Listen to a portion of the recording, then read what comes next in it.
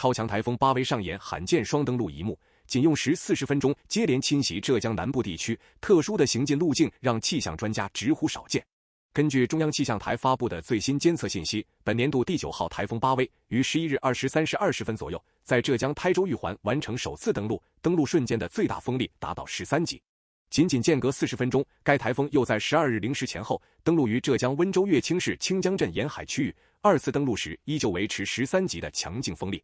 台风巴威连续2次以13级风力登陆浙江沿海，这种双登陆的特殊气象情况，让国内众多气象专家纷纷表示实属罕见。不少人也心生疑惑，台风巴威首次登陆陆地后，为何没有常规的风力衰减，反而能无缝衔接完成第2次登陆？正常来说，台风登陆陆地就如同直面坚硬阻碍，陆地产生的摩擦力会快速消耗台风的能量，瓦解其环流结构，让风力快速下降。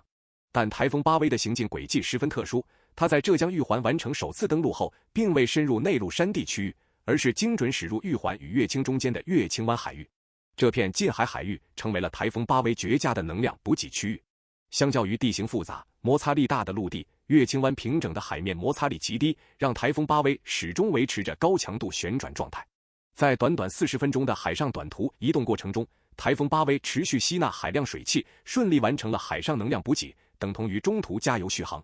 这也是它12日0时在乐清2次登陆时，中心风力依旧稳固在13级的核心原因。事实上，台风巴威本身就是续航能力极强的巨型台风，整体体量十分庞大，巅峰阶段云系直径超过1500公里，还曾连续138小时维持超强台风等级，自身储备了极为充沛的能量。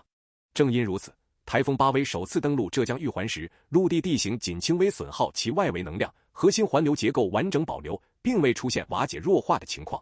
能量供给没有出现断层，才支撑它顺利完成2次登陆。除此之外，台风巴威登陆浙江沿海期间，后方的高压系统持续为其提供推力，让它的移动速度达到每小时30公里。快速的移动速度大幅降低了陆地摩擦力对它的削弱效果，难以对其核心风力造成实质性影响。随着台风持续深入内陆，在12日10时左右，台风巴威强度降至强热带风暴级别，中心最大风力减弱为10级。但它的影响范围并不局限于东南沿海。据国内气象专家分析，台风巴威后续将以每小时20至25公里的速度向西北方向快速移动，穿越安徽境内后会出现大幅路径偏转，转向东北方向挺进，继而影响山东半岛，最终移入黄海海域。预计14日前后，台风巴威会逐步转变为温带气旋。很多网友误以为台风登陆，风力减弱后天气就会恢复平稳，可以正常外出，实则存在极大误区。即便台风巴威风力持续衰减，转变为温带气旋后，会与北方冷空气交汇配合，催生更大范围、更强力度的降雨天气。依据气象部门监测数据，12日当天，我国华东、华北、东北及东南沿海区域将陆续出现持续强降雨、大风、风暴潮等恶劣天气。而13日至15日，受台风巴威衰减后的低压环流与残留涡旋影响，充沛的水汽会持续向北输送，凭借台风自带的充足水汽条件，极易在江汉、黄淮、华北、东北等区域引发持续性强降雨过程。